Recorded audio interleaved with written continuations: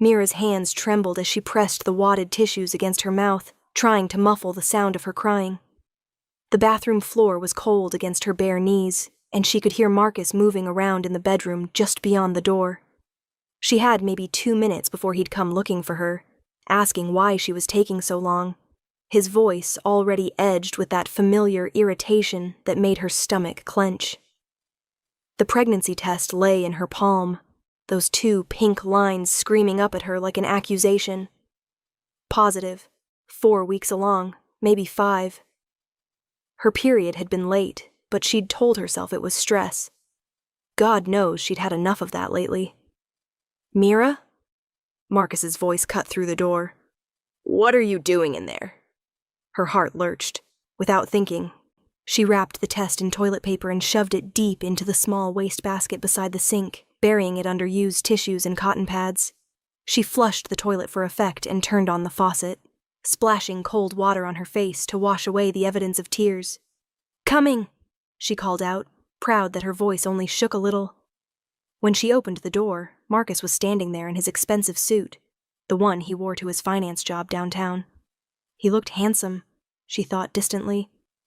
That's what had attracted her to him 2 years ago, before she'd learned that a handsome face could hide something cruel underneath.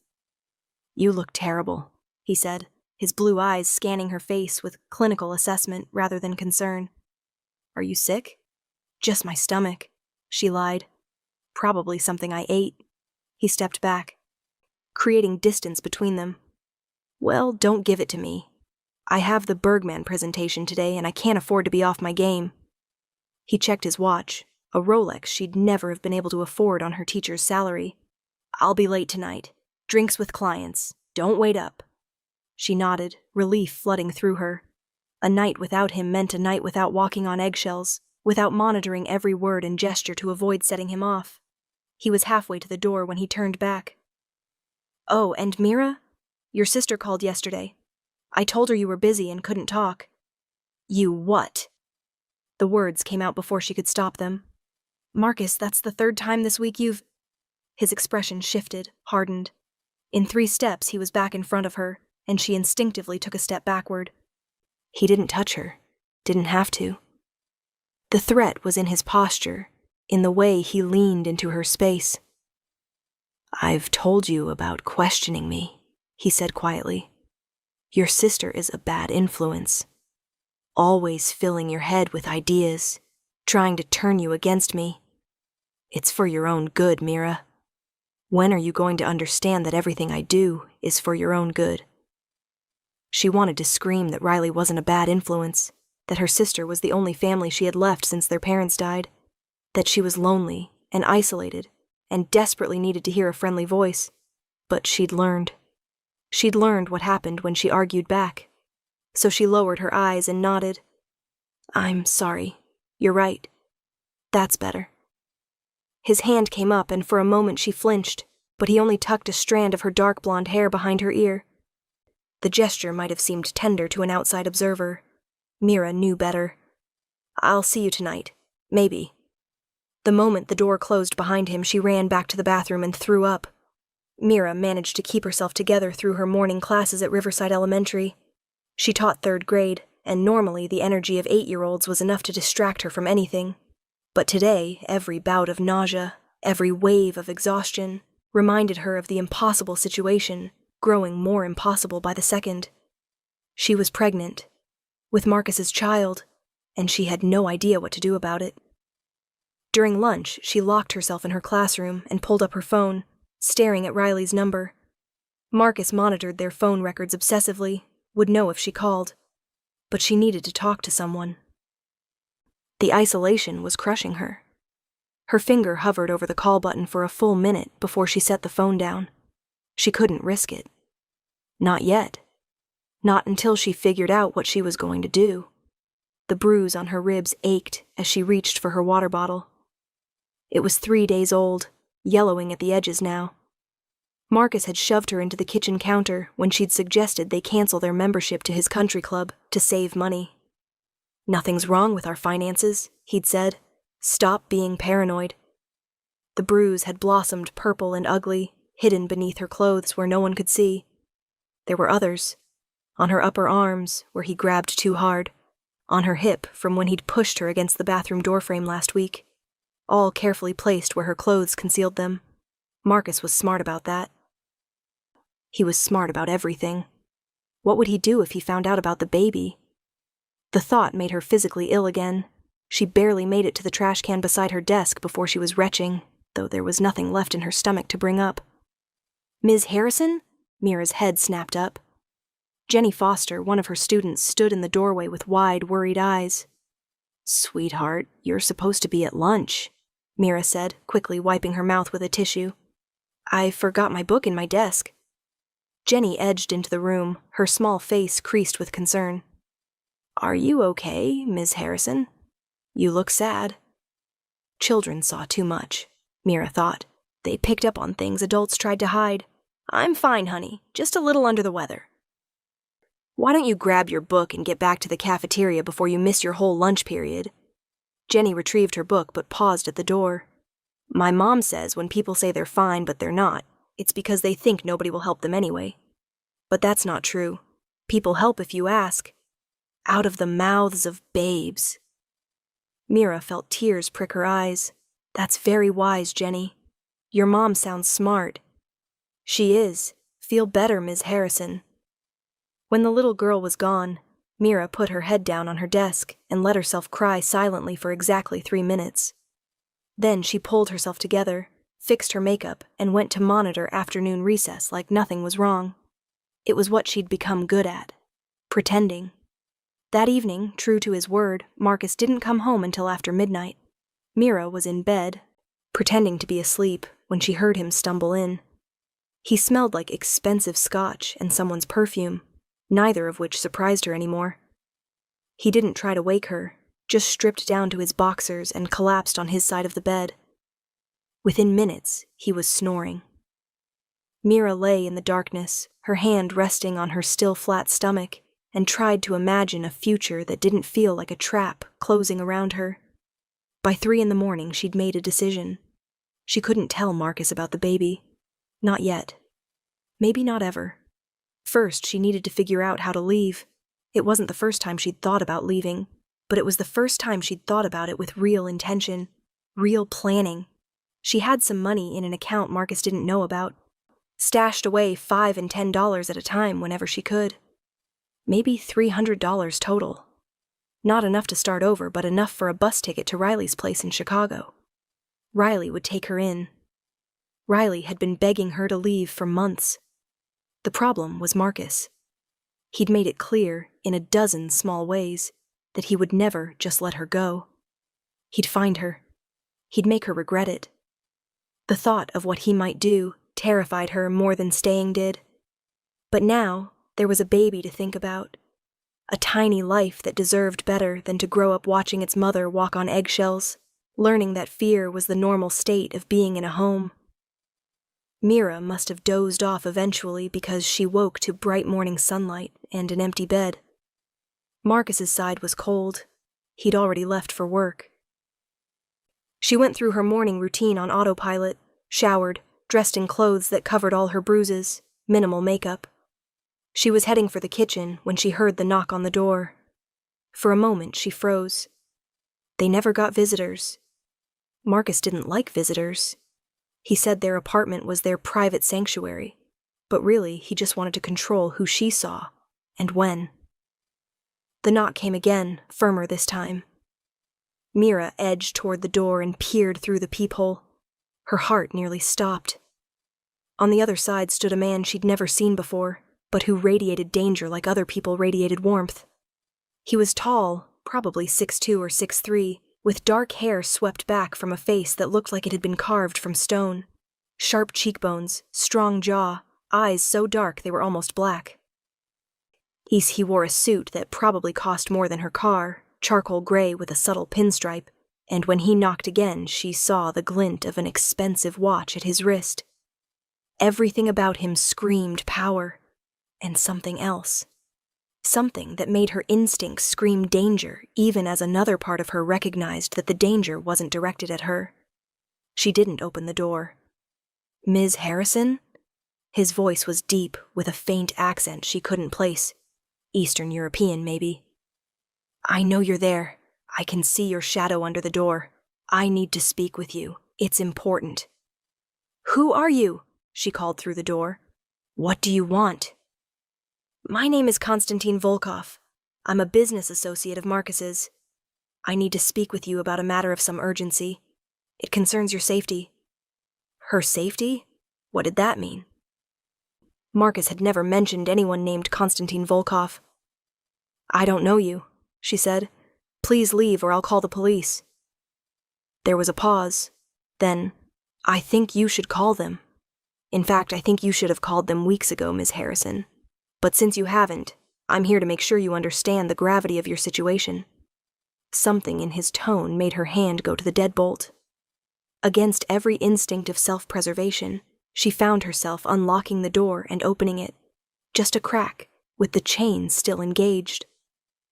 Up close, Konstantin Volkov was even more imposing. His eyes locked onto hers, and she saw something flicker in their dark depths. Surprise? Concern? It was gone before she could identify it. "May I come in?" he asked. "This is not a conversation for hallways." "Absolutely not."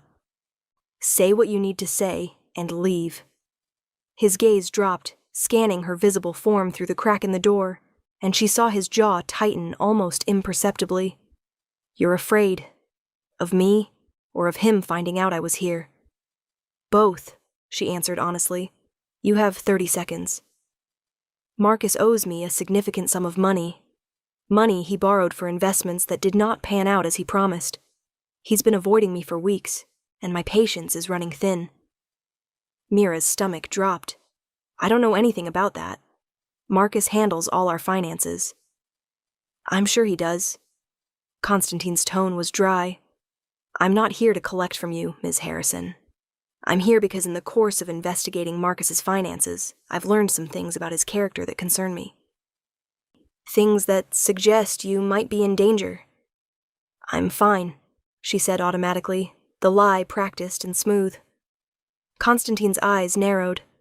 "Are you?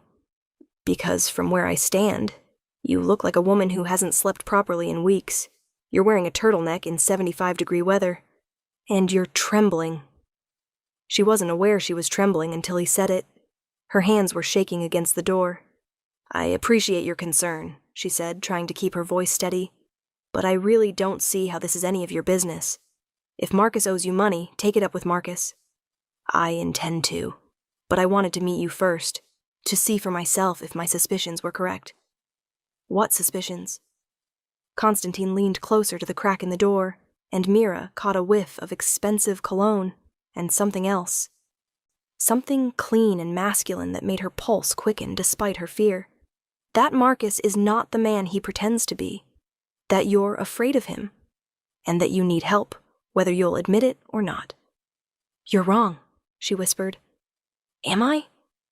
"Then show me your arms, Ms. Harrison. Push up your sleeves and prove me wrong." She couldn't. They both knew it. When she didn't move, Konstantin sighed. "I thought as much. Here." He slid a business card through the crack in the door. "When you're ready to stop lying to yourself about who Marcus really is, call this number. Any time, day or night.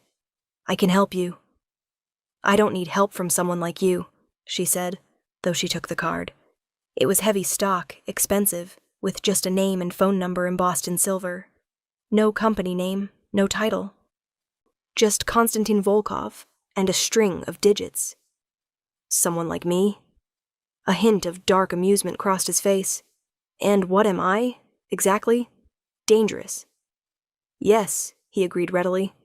"But unlike Marcus, I'm dangerous to people who deserve it, not to women who've done nothing wrong except trust the wrong man." Before she could respond, he stepped back from the door. "One more thing, Ms. Harrison. Marcus's debt to me comes due in 1 week. When I collect, I will be thorough.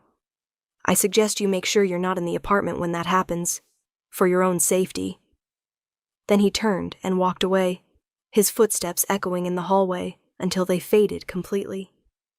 Mira stood frozen for a long moment before she closed and locked the door with shaking hands.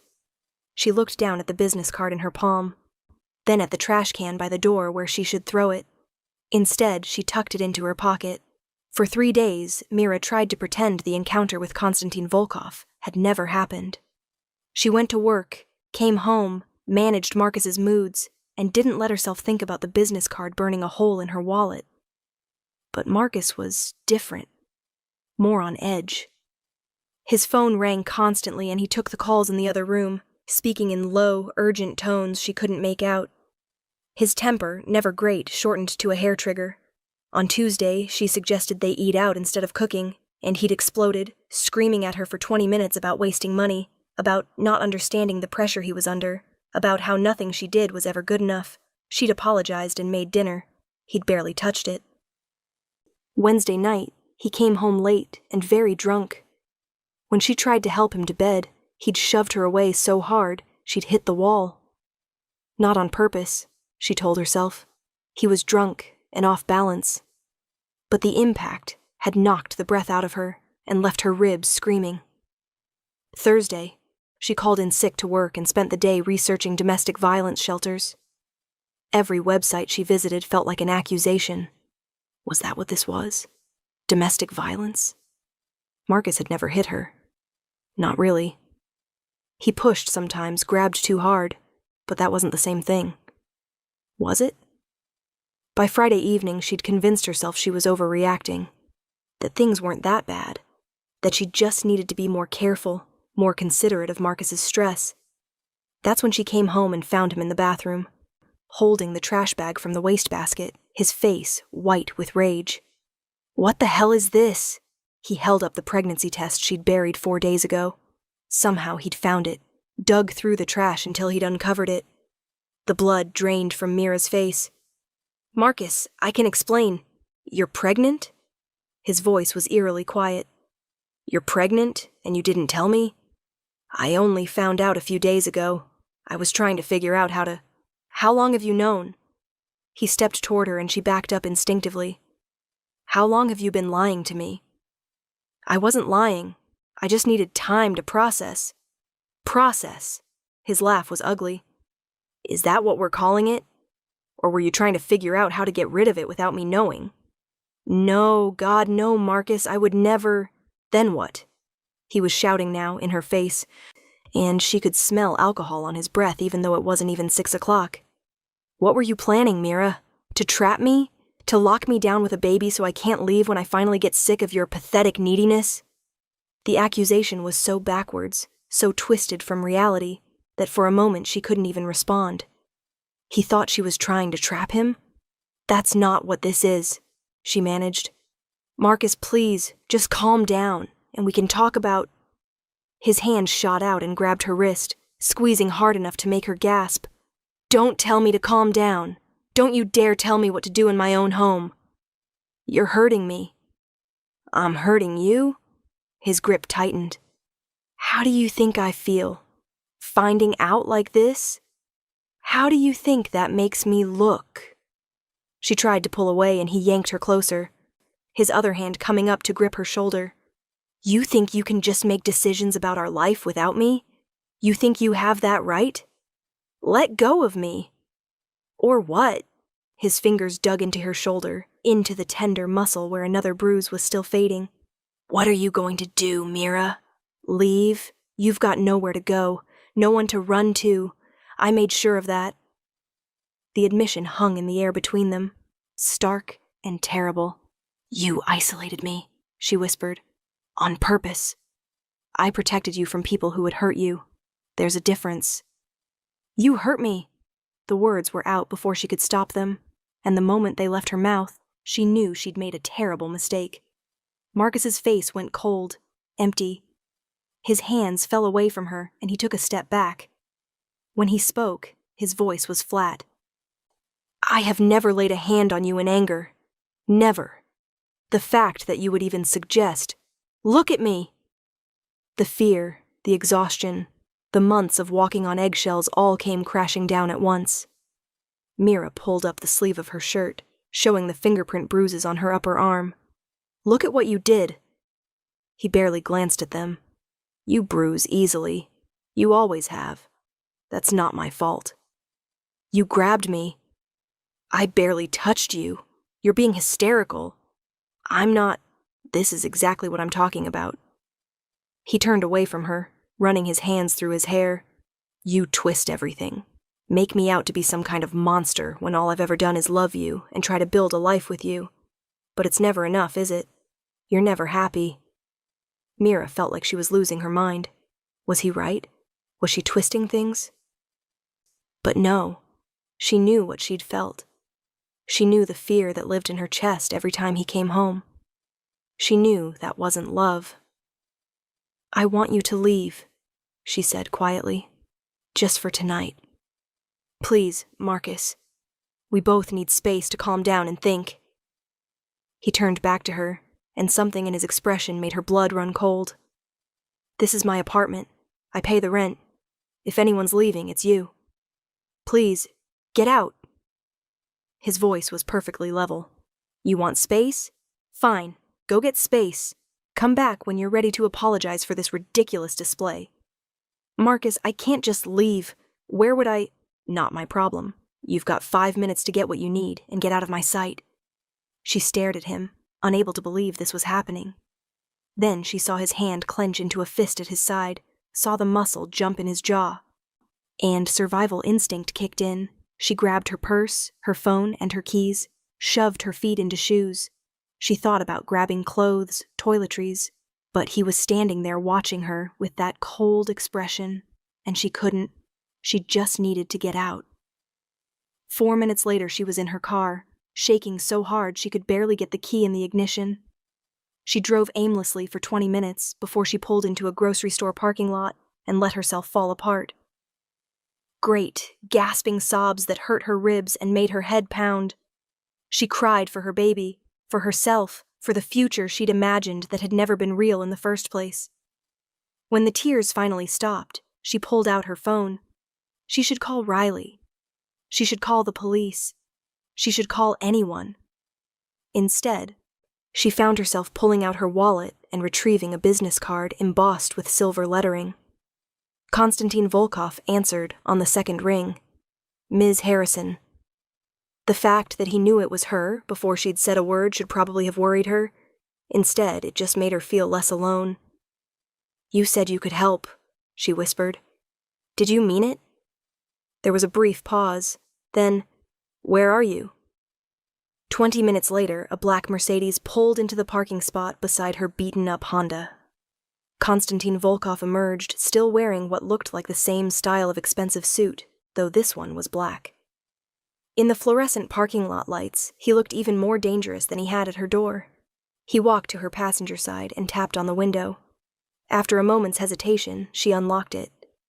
He slid into the seat beside her, his large frame making her small car feel even smaller. For a long moment he didn't speak, just studied her face with those unsettling dark eyes. You've been crying, he finally said. Astute observation. A hint of something that might have been amusement touched his mouth. And you're wearing the same turtleneck as before, which means the bruises haven't faded. She didn't answer. Didn't need to. Konstantin reached out slowly, giving her plenty of time to pull away, and gently tilted her chin toward the light. His touch was careful, almost clinical, but she still flinched. There's a bruise on your jaw that wasn't there 3 days ago. He didn't hit me. Grabbing is hitting, Mira. May I call you Mira? The use of her first name should have felt too familiar, but somehow it didn't. She nodded. Tell me what happened. And God help her, she did. The whole thing came spilling out, from finding out she was pregnant to Marcus discovering the test to the fight that had ended with her in a parking lot. Konstantin listened without interrupting, his expression growing darker with every detail. When she finished, he was quiet for a long moment. Then, you're not going back there. It's where I live. It's where you lived. Past tense. You're not going back. I don't have anywhere else to go. I can't afford a hotel, and I can't run to my sister because that's the first place he'll look. I just need a few hours for him to calm down, then I'll... No. The word was absolute. He's not going to calm down, Mira. He's going to get worse. And you're pregnant. which means you're vulnerable, and your safety is now non-negotiable. You don't even know me. Why do you care? Constantine's jaw tightened. Because I know men like Marcus. I know exactly what they're capable of, and I know that if I let you go back there tonight, you might not survive until morning. The bluntness of it stole her breath. Come with me, he said. I have a property where you'll be safe. No one will touch you there. You can stay as long as you need while you figure out your next move. I can't accept that. Why not? Because I don't know you. Because accepting help from a stranger comes with strings attached. Because you said yourself you're dangerous. All true, he acknowledged. But right now, I'm the safest option you have. And for what it's worth, the only string attached is this. You stay away from Marcus. Permanently. Can you do that? Could she? The thought of never going back, of cutting ties completely, was terrifying and liberating in equal measure. What about my things? My clothes, I'll have someone collect them tomorrow. Quietly, when he's at work. You give me a list of what you need and where to find it, and it will be delivered to you. It sounded too easy. Too good to be true. Why are you doing this? Constantine was quiet for a moment, and something shifted in his expression, became almost vulnerable. Because 3 years ago, I failed to help someone in a similar situation. I was too late. I won't make that mistake again. The raw honesty in his voice decided her. Okay. I'll come with you, for tonight. Then we'll see. He nodded and opened his car door. Leave your car here. I'll have it moved somewhere safe tomorrow. Right now you're coming with me. Mira grabbed her purse and followed him to the Mercedes. The interior smelled like leather and that same clean, masculine scent she'd noticed before. As he pulled out of the parking lot, she watched her car disappear in the side mirror and tried not to feel like she was leaving her entire life behind, which she supposed she was. Constantine's property turned out to be a penthouse apartment in one of the most expensive buildings downtown. The elevator required a key card to access the top floor, and when the doors opened directly into his apartment, Mira's eyes went wide. Floor-to-ceiling windows overlooked the city. The furniture was modern and expensive, all clean lines and dark colors. Original art hung on the walls, pieces she recognized from her art history classes in college. A Picasso sketch. What looked like a genuine Rothko. "This is where you live?" she asked faintly. "One of the places." He shrugged out of his jacket and draped it over a chair. "The guest room is down that hall. Second door on the right. There's a private bathroom. I'll have some clothes brought over for you tomorrow, but for tonight there should be something in the closet that will work." She didn't move, just stood in the entryway feeling completely out of place. "I don't understand any of this. What do you do that you can afford a place like this?" "Import, export," he said, which was clearly a non-answer. "Would you like something to eat? You should eat for the baby." The casual mention of her pregnancy made it suddenly, startlingly real. She was pregnant. And standing in a stranger's penthouse because she'd fled her own home. The absurdity of it hit her all at once, and she started laughing, borderline hysterical laughs that threatened to tip into tears. Constantine was at her side in an instant, his hand on her elbow, steadying her. "Easy," he murmured. "You're in shock. Come, sit down." He guided her to a couch that probably cost more than her annual salary, and disappeared into what she assumed was the kitchen. When he returned, he had a glass of water and what looked like an assortment of crackers and cheese on a plate.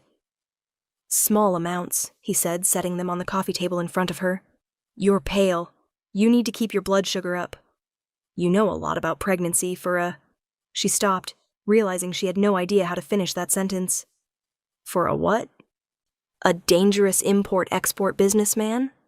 A man who collected debts from people like Marcus? For a man in my line of work?" he finished dryly. "My sister had 3 children.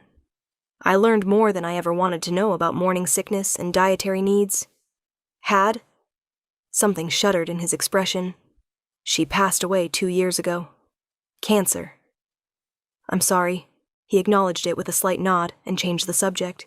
Eat, then sleep. We can discuss next steps in the morning. But as she nibbled on crackers and tried to process everything that had happened in the past few hours, one question kept nagging at her. Constantine? Yes?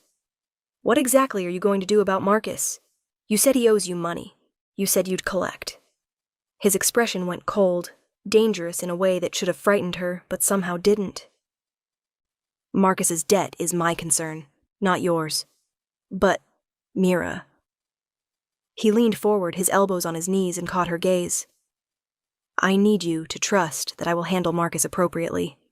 I need you to trust that you are safe here, and that he will never hurt you again. Can you do that?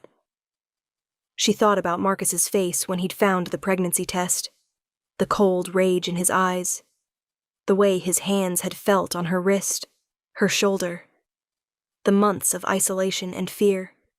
Yes, she whispered. I can do that. Good, he stood. Now get some rest. Tomorrow we'll start figuring out how to build you a life that doesn't include him. As she made her way to the guest room, exhaustion crashing over her in waves, Mira couldn't help but think that she'd traded one dangerous man for another. The difference was that Constantine's danger wasn't directed at her, and for tonight, that would have to be enough.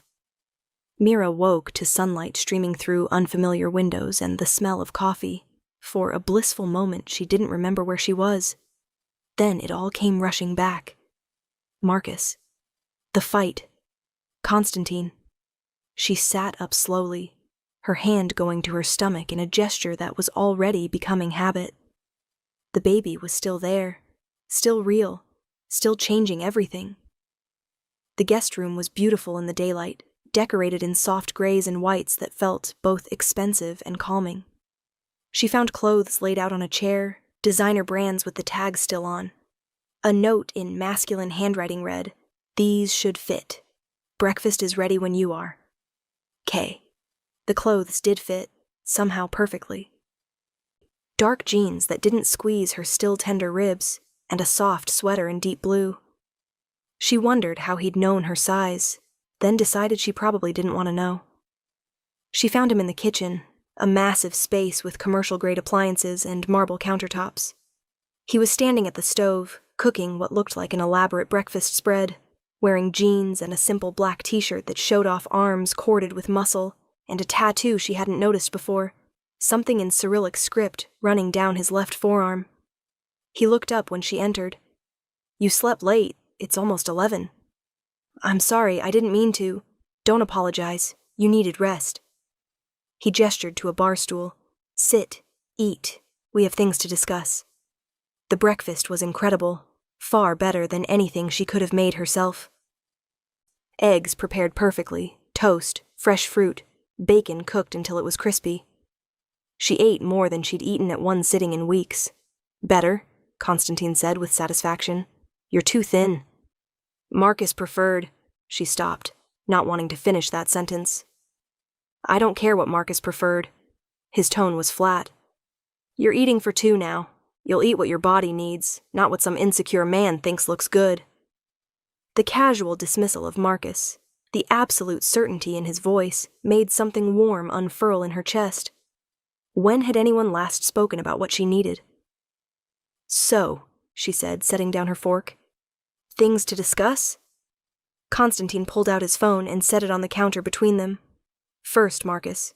He's been calling you, 17 times since last night. He's also left 12 voicemails and 23 text messages. Her hand went instinctively to her pocket before she remembered she'd left her phone in her purse. I should probably... No. The word was firm. You don't respond. Not to calls, not to texts, not to anything. As of now, you're a ghost. He doesn't get to contact you, doesn't get to know where you are, doesn't get to manipulate you back into his life. He'll just show up at the school. Not if you don't go back to the school, not for a while at least. She stared at him. I can't just abandon my students. I have a contract, responsibilities. You have a responsibility to keep yourself and your baby safe. Everything else is secondary. I've already made arrangements. You're on medical leave, effective immediately. Your principal has been notified. You can't just, how did you even, she stopped, shaking her head. Import-export. Right. A slight smile touched his mouth. Among other things, the point is you're covered. Your job will be waiting when you're ready to return, but for now, you focus on healing and planning your next steps. It should have felt controlling, having him make decisions for her, but after so long with Marcus, where every decision had been designed to limit her, Constantine's decisiveness felt different. He was opening doors, not closing them. Second, he continued, your belongings. I had someone retrieve them from the apartment this morning. Everything on your list, plus some things I thought you might need. They're being delivered here this afternoon. Marcus was at work. He doesn't know anything was taken. And even if he noticed, he can't trace it back here. He's going to be furious. He's going to be a lot of things before I'm done with him. Something dark flickered in Constantine's eyes. But that's not your concern. Your concern is building a new life. Which brings me to third. He slid a folder across the counter toward her. She opened it to find bank statements, apartment listings, and what looked like legal documents. I've set up an account in your name, he explained. Enough to cover first and last month's rent on a new place, plus living expenses for 6 months. You'll also find contacts for several excellent attorneys who specialize in domestic situations. One of them can help you file a restraining order against Marcus. Mira stared at the numbers on the bank statement. $50,000. I can't accept this. You can, and you will. Constantine, this is too much. I don't even know you, and you're just handing me $50,000? Consider it an investment in making sure Marcus learns there are consequences to his actions. His jaw tightened. That money is nothing to me, Mira. Nothing. But to you, it's freedom. It's the difference between going back to him because you have no other option and starting fresh. Take it.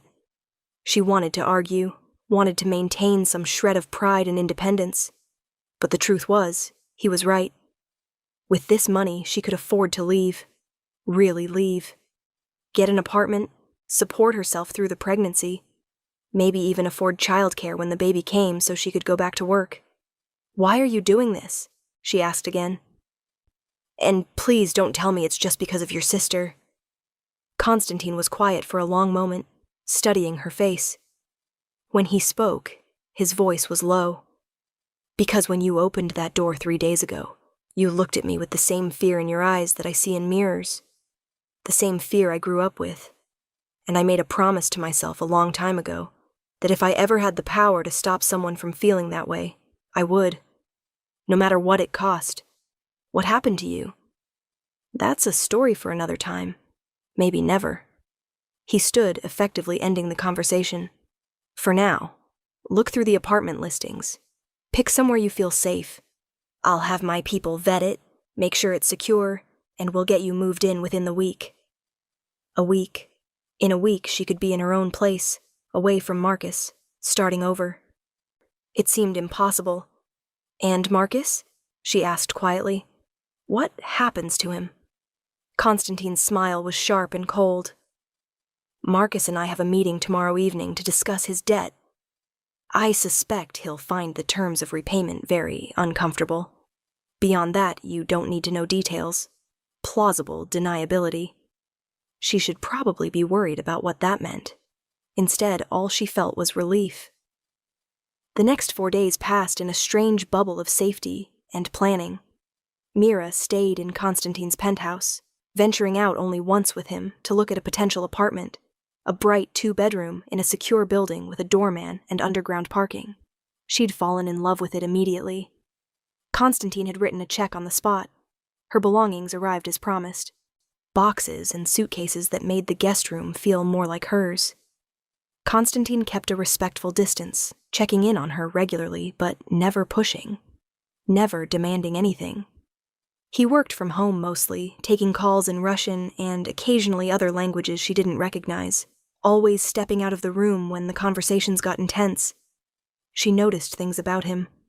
The way he always made sure there was food in the kitchen she could reach easily. How he'd arranged for a doctor to visit, a discreet woman who'd checked her over, confirmed the pregnancy was progressing normally, and given her prenatal vitamins without asking questions about the bruises. The way Constantine's expression softened almost imperceptibly when he looked at her, like she was something precious that needed protecting. It was nothing like Marcus. Nothing at all. On the fourth night, she woke from a nightmare about Marcus finding her, cornering her. She was gasping, disoriented, when there was a soft knock on her door. "Mira?" Constantine's voice concerned. "Are you all right?" She got up and opened the door. He was standing there in pajama pants and a t-shirt, looking worried. "Bad dream," she managed. "About him?" She nodded. "Come." He gestured toward the living room. "I'll make you tea. We can talk or not talk, whichever helps." They ended up on the couch, her curled in one corner with chamomile tea, him on the other end giving her space. For a while, they sat in comfortable silence. "He called my sister," she finally said. "Left her a message saying I'd run off with another man, that I was unstable. Riley's been trying to reach me. Have you responded? I sent her a text from a new number, told her I was safe and I'd explain everything soon. She's worried. Invite her to visit, next week after you're settled in the new apartment. You'll need your family around you." The casual assumption that she would have a family, that she was allowed to have support, made her throat tight. "Constantine, what happened at your meeting with Marcus?" His expression went carefully neutral. "He paid his debt." "How?" "Through liquidating assets. I may have suggested that if he had money for country club memberships and expensive watches, he had money to pay what he owed. He saw the logic in that." "Did you hurt him?" "I didn't touch him. I didn't need to. Sometimes the threat is enough, especially when a man realizes he's not the most dangerous person in the room anymore." She should probably feel guilty about the satisfaction that gave her. She didn't. "He also signed some documents," Constantine continued. "Legal agreements that if he attempts to contact you, approach you, or harass you in any way, there will be severe financial and legal consequences. Consequences that would ruin him. He'll never agree to stay away. He thinks he owns me. He agreed to my terms, enthusiastically once I explained the alternative." Constantine's smile was dangerous. "And I'll be monitoring the situation. If he violates the agreement, I'll know immediately, and I'll handle it. You can't just handle everything for me. I'm not handling everything. I'm giving you the tools and safety you need to handle it yourself." There's a difference. Maybe there was. She was too tired to argue about it tonight. "Tell me about your sister," Constantine said suddenly. "Your real family. The people Marcus tried to keep you from." So she did. She told him about Riley, 4 years older and fiercely protective, who'd practically raised her after their parents died in a car accident when Mira was 19. About how Riley had never liked Marcus, had seen through him from the start. About the guilt she felt for not listening. "She'll say I told you so," Mira said with a weak laugh. "She'll say she's glad you're safe. That's what family does." "What about your family, besides your sister?" His expression closed off. "Gone. My parents died when I was young. My sister was all I had, and now she's gone too. But her children are in boarding school in Switzerland. Well cared for. I make sure of that. You take care of everyone, don't you?" "Someone has to." He met her eyes. "The world is full of predators, Mira. Someone needs to protect the vulnerable. I've chosen to be that someone, in my own way. Even if your way is dangerous, morally gray, illegal in some jurisdictions." He shrugged. "I live with the consequences of my choices. But I sleep well at night, knowing that people like Marcus learn they can't just hurt whoever they want without repercussions." She believed him. Maybe she shouldn't, but she did. On the 7th day, Constantine drove her to her new apartment. The building was beautiful, secure, everything she'd dreamed of back when she thought dreaming was pointless. He'd arranged for furniture to be delivered, for the utilities to be turned on, for her name to be on the lease with 6 months paid in advance. As they stood in the empty living room, sunlight streaming through the windows, Mira felt tears start to fall. But these weren't tears of fear or pain. They were tears of relief, of gratitude, of hope. "Thank you," she whispered, "for everything. I don't know how I'll ever repay you." Constantine turned to her, and something in his expression made her breath catch. "I don't want repayment, Mira. I want you to be safe. I want you to raise your baby in peace, without fear. I want you to wake up every morning and not be afraid of what the day will bring." "That's all?" He reached out slowly and wiped a tear from her cheek with his thumb, the gesture impossibly gentle for a man who radiated such danger. "That's everything." They stood there for a moment, something electric and terrifying and wonderful passing between them. Then Constantine stepped back, professional distance reasserting itself. "The movers will be here in an hour," he said. "I'll stay until you're settled, make sure everything is as it should be. Then I'll leave you to start your new life. Will I see you again?" "If you want to." His dark eyes were intense on hers. "I'm not Marcus, Mira. I won't force myself into your life. But if you need anything, if you ever feel unsafe, if you just want to talk, you have my number. Use it." The movers arrived and transformed the empty apartment into a home. Furniture, her belongings from Constantine's place, even things she hadn't realized she'd needed. Kitchen supplies, towels. A crib that made the pregnancy suddenly, startlingly real. Through it all, Constantine orchestrated everything with quiet efficiency. By evening, the apartment looked lived in, comfortable, safe. As he prepared to leave, Mira walked him to the door. "Will you tell me the truth about something?" "If I can. That first day, when you came to my door, did you really come because of Marcus's debt? Or did you already know what he was doing to me?" Constantine was quiet for a moment. "I'd heard rumors. In my line of work, you hear things about people. When I investigated Marcus's finances, I also investigated him. What I learned made me concerned for you. So, yes, the debt was real, but my primary reason for coming was to see for myself if you were all right. And when you saw I wasn't, I decided that helping you was more important than collecting money I don't even need. Marcus's debt was just an excuse to stay involved, to make sure you got out safely. She'd suspected as much. Who are you, really? What do you do?" "I'm someone who operates in the spaces between legal and illegal, who has resources and connections that most people only read about in thrillers. I'm someone your mother would warn you to stay away from." He paused. "But I'm also someone who will never hurt you, and right now, that's all you need to know." "Fair enough. Thank you," she said again, "for my life back, for my baby's future, for everything." "You're welcome." He hesitated, then added, "For what it's worth, I think you're incredibly brave. It takes courage to leave, to start over. Don't let anyone, including yourself, tell you otherwise." He was at the elevator when she called out, "Constantine?" He turned. "Would you like to stay for dinner? I was going to order pizza, and it seems wrong to eat alone on my first night in a new place." A genuine smile crossed his face, transforming him from dangerous to devastating. "I would like that very much."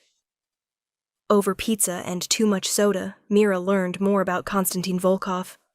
He'd grown up in Moscow, immigrated to the States at 16, built his empire through a combination of ruthless intelligence and calculated risks. He spoke 5 languages, had an apartment in 3 different countries, and despite his dangerous profession, had never actually killed anyone. "I find violence is usually unnecessary if you're smart enough," he explained. "Fear and leverage are much more effective tools than bullets. That's terrifying and impressive in equal measure. I'll take that as a compliment." They talked until late into the night, conversation flowing easily. He asked about her teaching, seemed genuinely interested in her stories about her 3rd graders. She asked about his travels, the places he'd been, the things he'd seen.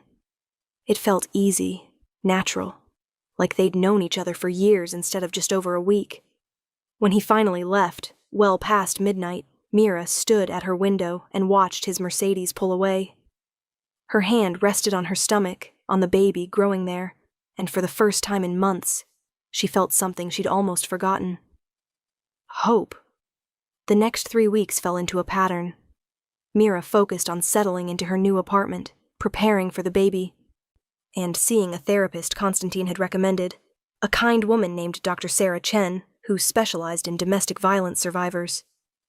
Yes, that's what she was now. A survivor. It was hard to say out loud, hard to claim that identity. But Dr. Chen was patient, helping her understand that what Marcus had done was abuse, even if he'd never used his fists. The isolation, the control, the verbal attacks, the physical intimidation, all of it counted. All of it was real. Riley visited, stayed for a week, cried when she saw Mira's bruises fading to yellow-green, hugged her so tight Mira could barely breathe. Met Constantine when he stopped by to drop off some legal documents and declared him terrifying but trustworthy, which seemed about right. Marcus tried to contact her exactly once, showing up at the school during pickup. Security, who'd been briefed by Constantine's people, escorted him off the property before he could get within 50 feet of Mira's classroom. She'd filed the restraining order the next day. Constantine had been right. Marcus had violated their agreement, and consequences followed swiftly. Marcus lost his job at the finance firm after some irregularities in his accounts were reported to the SEC. His car was repossessed, his credit cards maxed out and frozen. Within 2 weeks, he'd moved back to his parents' house in Ohio, too broke and humiliated to stay in the city. Mira knew she should feel guilty about his downfall. She didn't. She felt safe. And Constantine was there, but not overbearing. He checked in every few days, sometimes with legitimate reasons, legal documents to sign, security updates, sometimes with flimsy excuses. He was in the neighborhood, he had extra takeout. They never talked about what was developing between them, the charged moments when their hands brushed or their eyes met and held for a beat too long. She was pregnant with another man's baby. He was a dangerous criminal who probably had a dozen women in different countries. It would be insane to think anything could happen between them. But insane or not, she found herself looking forward to his visits, found herself texting him about small things, and he always responded. Found herself thinking about dark eyes and careful hands and a voice that made her feel protected instead of threatened. 8 weeks after that first knock on her door, everything changed. Mira was in her apartment making dinner when there was a knock. Not the doorman's ring from downstairs, but a knock directly on her door. She froze, her heart immediately racing. Marcus. It had to be Marcus. She looked through the peephole and nearly collapsed with relief. Constantine, wearing jeans and a leather jacket, looking windblown and urgent. She threw open the door. "How did you get past the doorman?" "I own the building." He stepped inside, and she saw he was carrying a bottle of sparkling cider and a small wrapped box. "I wanted to surprise you." "You own the building? Since when?" "Since the day I rented you this apartment. I may have bought it, for security reasons." "You bought an entire building for security reasons, and as an investment. Property values in this area are excellent." He set down the cider and the box on her counter.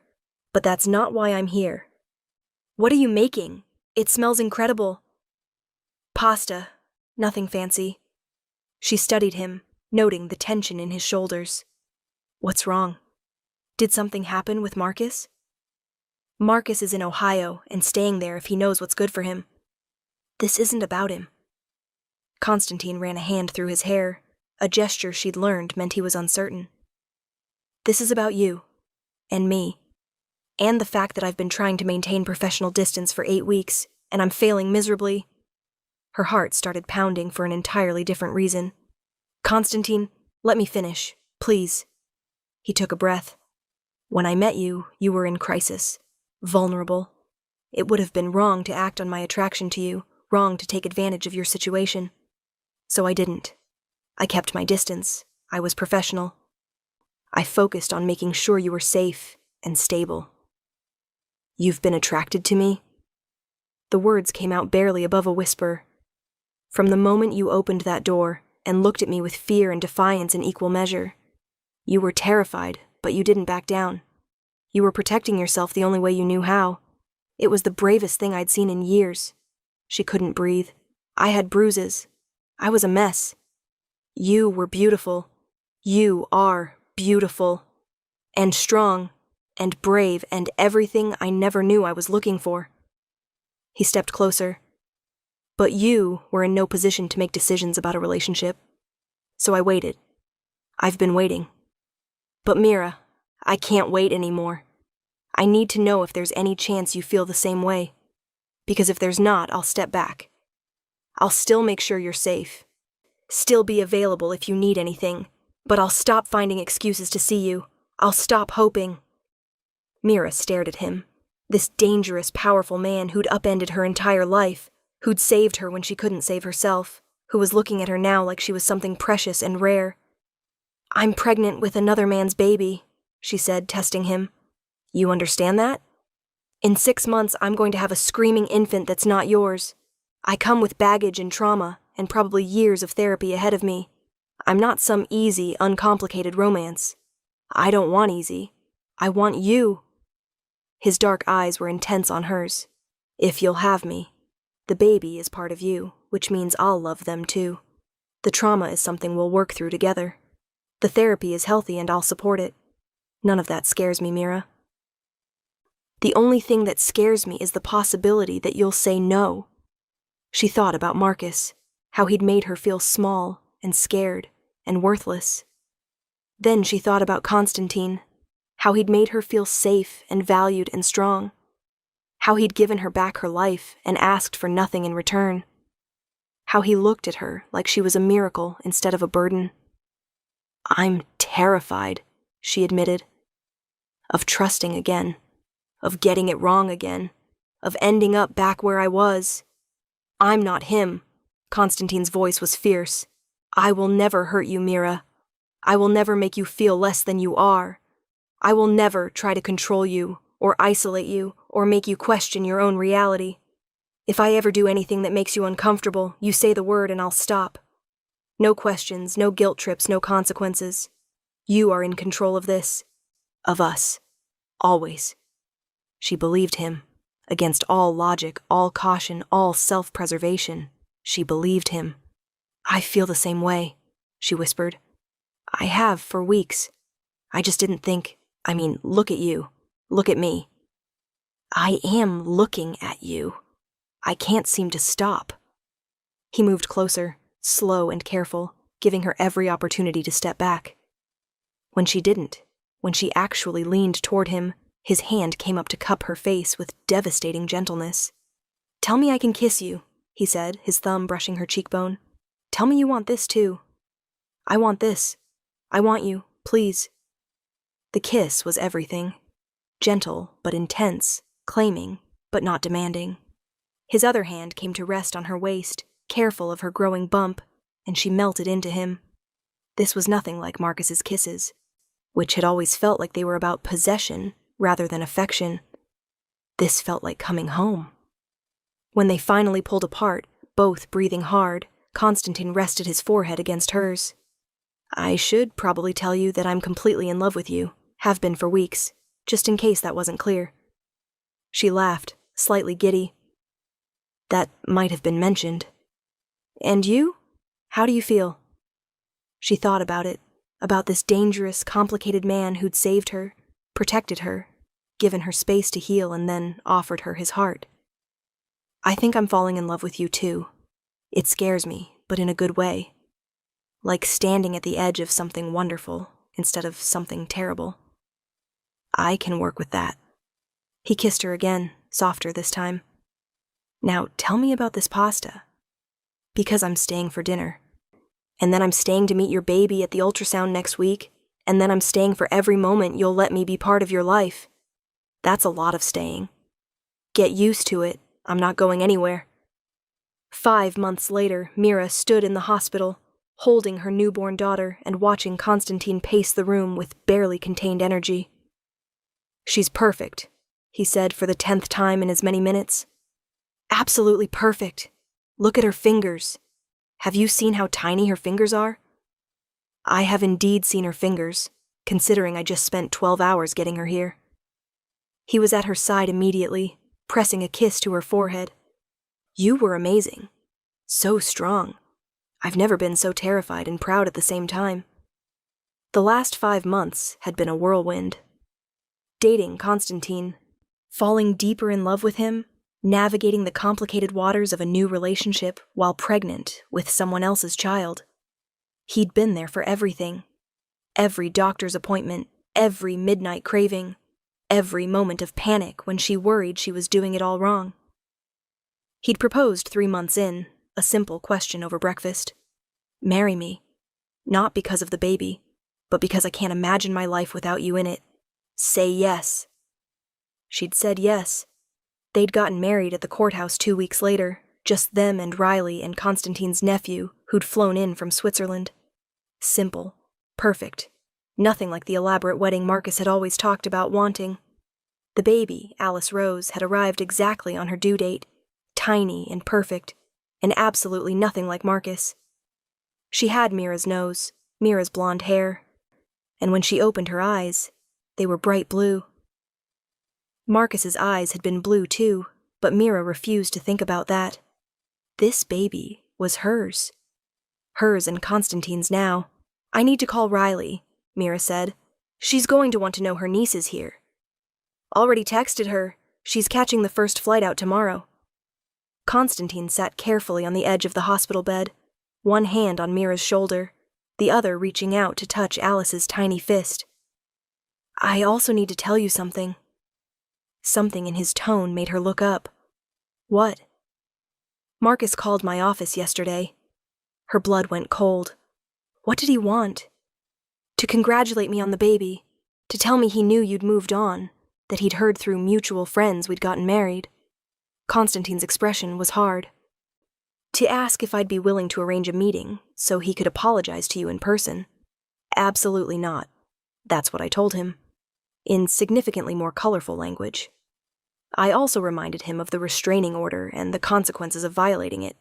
He won't bother you again. Did he ask about Alice? Does he know she's his? He didn't ask, and I didn't volunteer the information. As far as I'm concerned, Alice is ours. If you want to tell her about her biological father when she's older, that's your choice. But that man has no claim on her, legally or otherwise. Mira looked down at her daughter. This perfect little being who deserved so much better than Marcus could ever give. "She's ours," she agreed, "in every way that matters." "Damn right she is." Constantine leaned down and kissed Alice's forehead with infinite gentleness. "Welcome to the family, little one. You're going to be so loved, so safe. I promise you that." Mira watched him with their daughter, this dangerous man who'd saved her and loved her, and chosen her every single day since. She thought about that first pregnancy test in the trash, about Marcus finding it, about how terrified she'd been. That fear seemed like a lifetime ago. "I love you," she said. "Both of you, my whole world." Constantine looked up, his dark eyes soft with emotion. "And we love you. Forever." Outside the hospital window, the city stretched out beneath them, full of possibility and promise. Marcus was in the past, a painful chapter that was closed. This was her life now, her family, her future. And it was beautiful.